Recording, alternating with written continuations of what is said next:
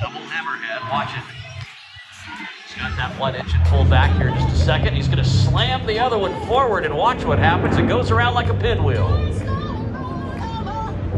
There's one, and we're going to have two right there. Jeff Bourbon. That's enough time, man. And the double hammerhead with the Yak110. Nice job, bud.